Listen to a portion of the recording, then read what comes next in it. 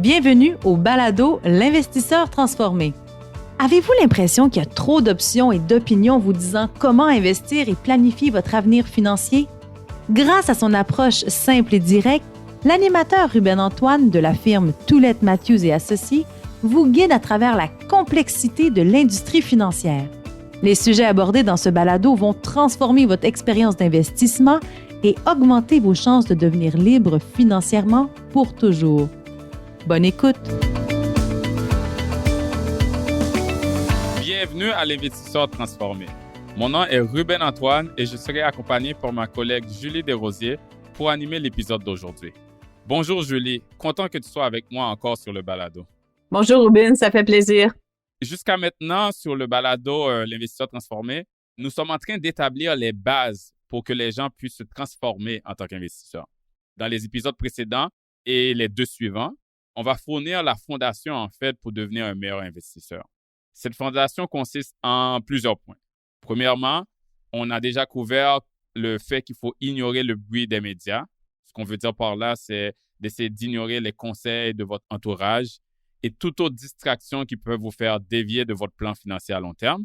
On a deuxièmement aussi déjà couvert le fait que c'est vraiment important d'avoir une philosophie d'investissement qui est en fait un plan, une méthode qui apporte clarté, discipline au processus de placement. Et on a couvert aussi le fait qu'il faut vraiment essayer de reconnaître le plus grand ennemi de l'investisseur, en fait, qui est soi-même, nos émotions, qui peuvent nous pousser à prendre de mauvaises décisions dans nos placements.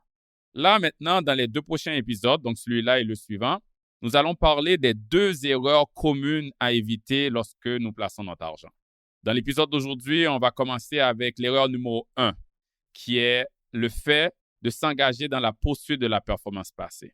Avant que l'on commence, Julie, j'aimerais qu'on discute pourquoi on parle d'erreurs à éviter sur le balado, un balado d'investissement. Donc, pourquoi qu'on commence avec ça avant de tout de suite parler de stratégie de placement gagnante que les gens devraient avoir, en fait? Oui, parce que l'une des meilleures façons de réussir en investissement et d'atteindre ses buts financiers est de ne pas tomber dans les pièges qui se présentent sur notre parcours.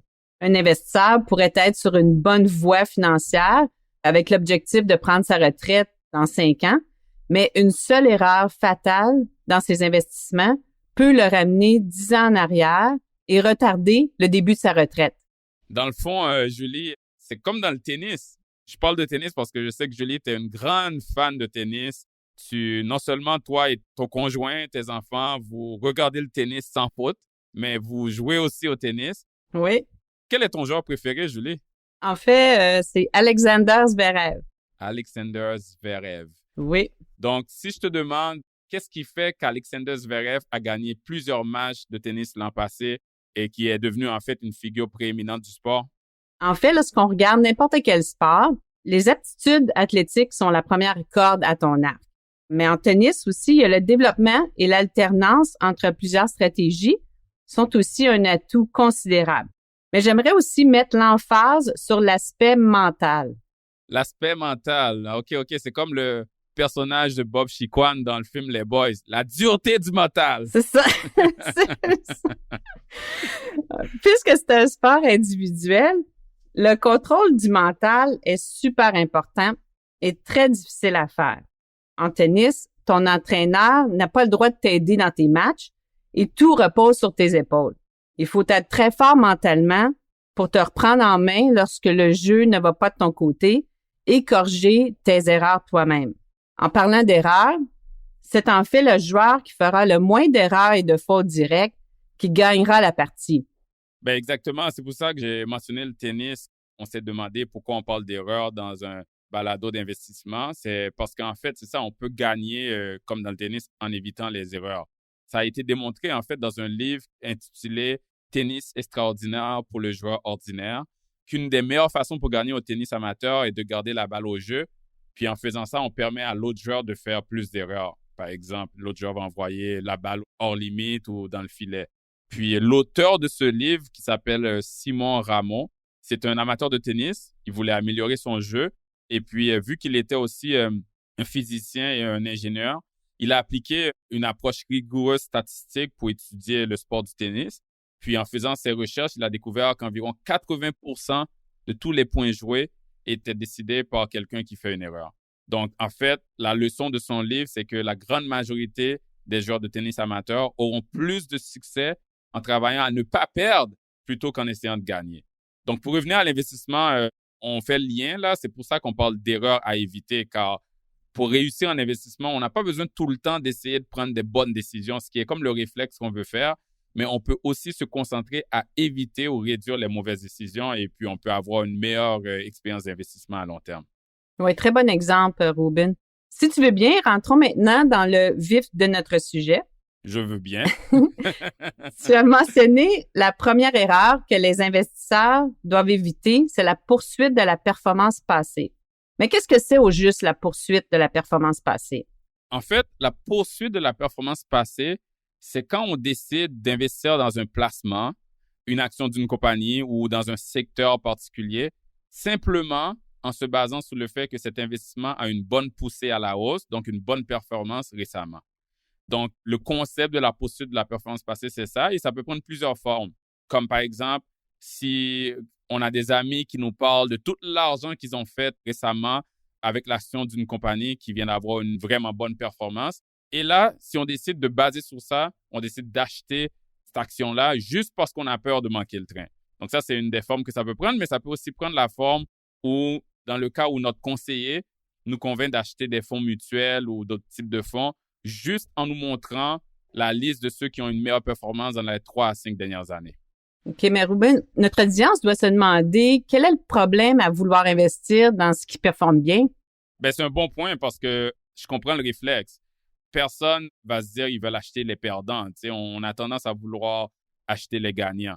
Le problème, c'est que sans le savoir, Julie, on peut se trouver, si c'est cette méthode-là qu'on applique, à acheter une action qui est rendue au sommet, comme par exemple une compagnie qui a plafonné dans son ascension, ou on est juste économiquement à la fin d'un cycle économique. Donc, on peut se retrouver, si on ne fait pas d'autres analyses plus poussées et on se base juste sur la performance, à acheter un placement qui est vraiment cher, juste pour le voir retomber après. Et souvent, les émotions embarquent et si on est dans une action qu'on a achetée au sommet et qui est en train de tomber, on peut être pris de panique. Et quand on est pris de panique, on peut se mettre à vendre. Donc là, on vend à la baisse et on encaisse une perte. Donc, en résumé, les gens cherchent les placements qui ont beaucoup monté récemment. Ils achètent au sommet et sous le poids de la pression ou de leurs émotions, ils vendent dans le creux. Alors que pour réussir en investissement et faire du profit, il faut faire le contraire. Donc, il faut acheter quand le prix est bas et vendre quand le prix est haut. C'est exactement ça. Et un très bon exemple, Julie, c'est quand on regarde certaines compagnies qui étaient, si je peux dire, des compagnies stars, des compagnies les plus performantes sur le marché boursier canadien au cours des dernières années. Tu te rappelles de Nortel, Julie? Oui, ah oui. Exactement. Donc, Nortel, c'était une compagnie technologique. Dans les années 2000, si tu n'avais pas Nortel, puis ton entourage avait Nortel, tout le monde faisait l'argent sauf toi.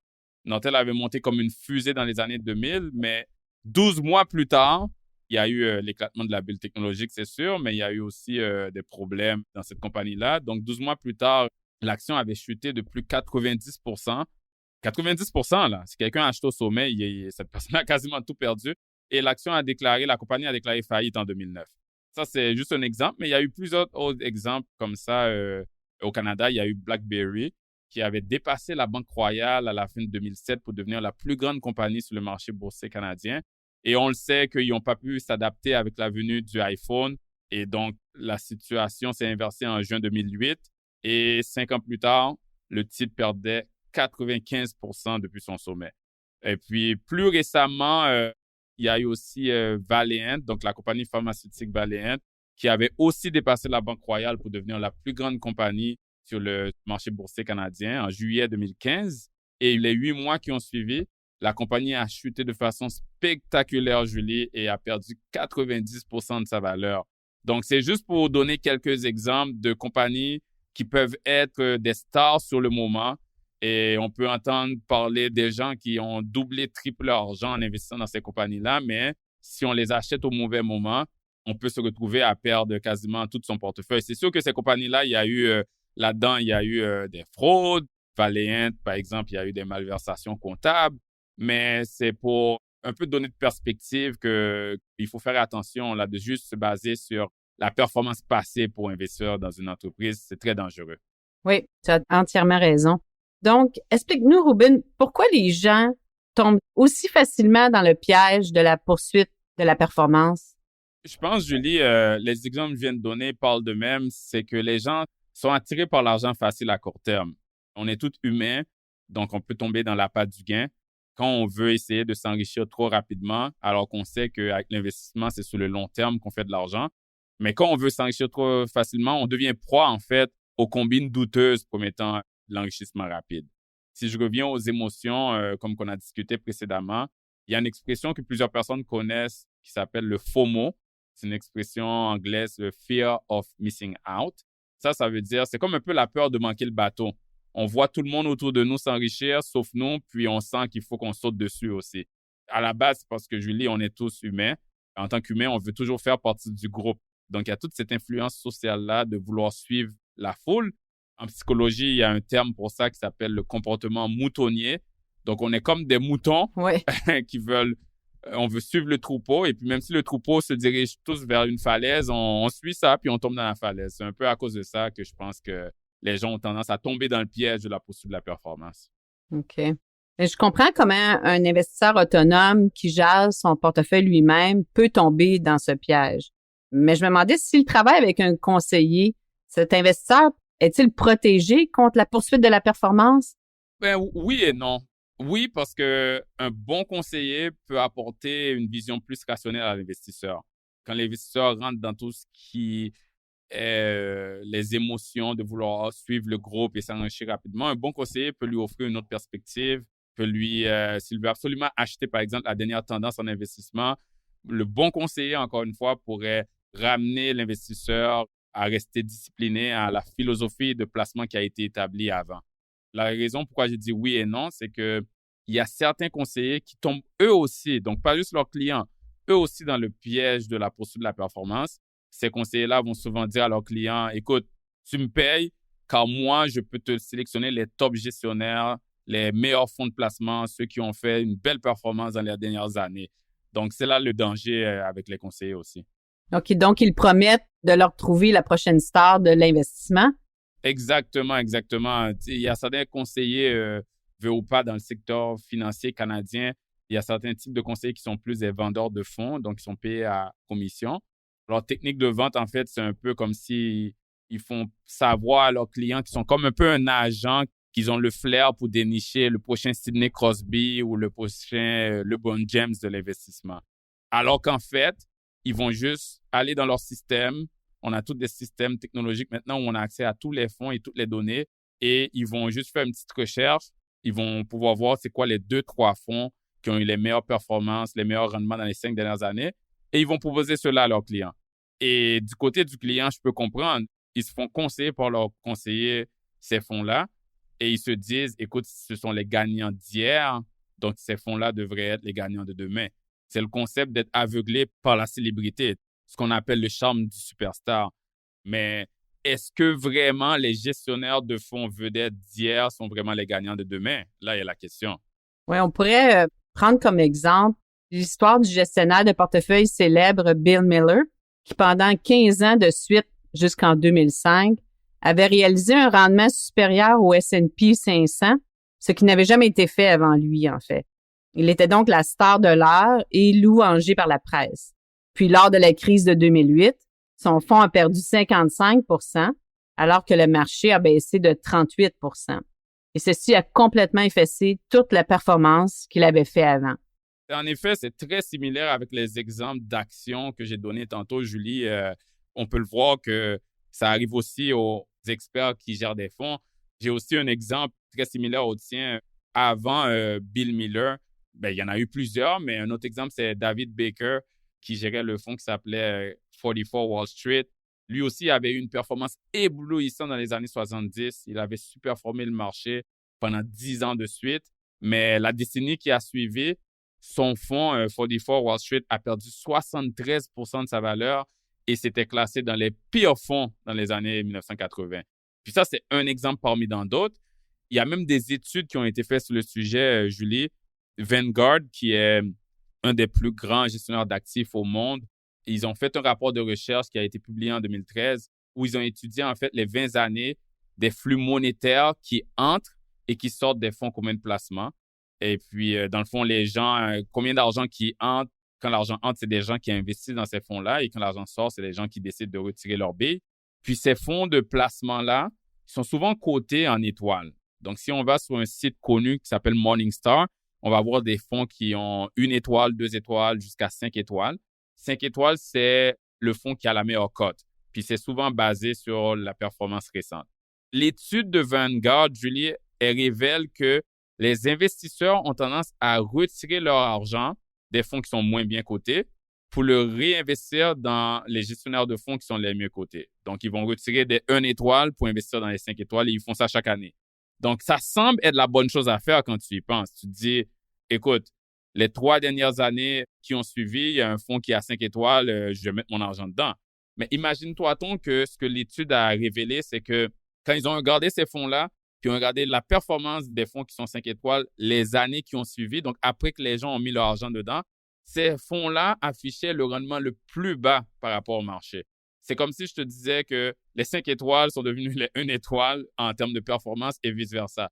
Donc, les fonds qui ont été ignorés à cause de leur basse performance sont ceux après qui ont eu le meilleur rendement. C'est vraiment fou, là. Moi, ça me fait capoter, cette étude-là. Mais c'est contre-intuitif, en fait. Exact. Oui, on risque, dans le fond, d'avoir des rendements moins élevés à long terme si notre stratégie est de chercher les fonds les plus performants ou mieux cotés, puis y faire sans cesse de changements dans nos portefeuilles. C'est ça qui est dévastateur. Exact. Donc, faites attention la prochaine fois que votre conseiller vous propose des fonds juste en vous montrant la performance passée, surtout s'ils le font sans montrer qu'est-ce qu'il y a en dessous du capot, s'ils le font sans expliquer le pourquoi de cette belle performance et surtout s'il n'y a aucune philosophie d'investissement en place. C'est juste une question de sauter de fonds en fonds à cause qu'il y a une belle performance. Ouais, très bon point. Là, Julie, je pense qu'on a bien exploré l'erreur, en fait. On comprend bien c'est quoi l'erreur de la poursuite de la performance passée et pourquoi il ne faut pas s'engager dans cette pratique. Mais comment on s'en protège? Oui, en fait, il faut développer sa patience et reconnaître que c'est à long terme qu'on fait de l'argent. Il faut donc essayer de contrôler ses émotions, de ne pas tomber dans l'appât du gain à court terme, comme on a mentionné précédemment, et ne pas se laisser berner par les promesses d'enrichissement rapide. Comme dans l'expression, quand c'est trop beau pour être vrai, il faut se méfier des belles choses en apparence qui peuvent cacher souvent une vérité peu reluisante. Et je rajouterais, Julie, que si on investit quand même dans un placement qui a une belle performance, il faut s'assurer que cet investissement-là est cohérent avec notre plan préétabli de placement, donc notre philosophie d'investissement. Il faut aussi s'assurer que cet investissement-là ne représente pas une grande partie de notre portefeuille parce que des fois, ce que les gens font, c'est qu'ils voient une action qui a une belle performance et ils mettent tout leur argent dedans. Donc, tu as utilisé une belle expression, j'en ai utilisé une autre maintenant. La fameuse expression que tout le monde connaît, qu'il ne faut pas mettre tous ses œufs dans le même panier, c'est vraiment important. On peut investir dans ce qui a une belle performance, mais ça peut être juste une petite partie de notre portefeuille. Puis s'assurer de diversifier, en fait, diversifier nos placements sur plusieurs compagnies, sur plusieurs secteurs industriels, sur plusieurs régions géographiques. Comme ça, si on achète une compagnie qui a une belle performance, mais cette compagnie-là se met à chuter, ben au moins on est moins affecté parce qu'on a un portefeuille qui est très bien réparti et cette compagnie-là représente juste qu'une petite partie de nos placements. Oui. Ruben, je pense qu'on a bien couvert le piège de la poursuite de la performance passée et pourquoi il ne faut pas s'adonner à cette pratique. Donc, s'il ne faut pas se fier au passé, car le passé n'est pas garant du futur, faut-il à la place tourner nos yeux vers l'avenir, essayer de voir les tendances qui s'en viennent pour y investir avant? Très bonne question, Julie. Mais tu sais quoi? On va garder le suspense pour les auditeurs car le prochain épisode, en fait, va répondre à ta question. Le sujet du prochain épisode, c'est justement la question « Peut-on se fier aux prédictions d'experts financiers pour faire ses placements? » Parfait, j'ai bien hâte. Merci pour cette belle conversation, Ruben. Merci à toi, Julie, de m'avoir accompagné dans le balado d'aujourd'hui. J'ai très hâte aussi de te retrouver dans le prochain épisode de l'Investisseur transformé. À bientôt. Salut! Vous venez d'écouter L'Investisseur transformé, animé par Ruben Antoine. Veuillez visiter le site web tma-invest.com pour vous abonner au balado, demander une copie gratuite du livre L'investisseur transformé et pour en savoir plus sur la façon dont notre firme aide les investisseurs à atteindre leurs objectifs financiers. Merci. Les investissements et stratégies financières doivent être évalués en fonction de vos objectifs personnels. Les auditeurs doivent alors effectuer leurs propres recherches et consulter un conseiller dans le domaine avant de prendre des décisions sur leur placement et finances personnelles avec les informations fournies dans ce balado.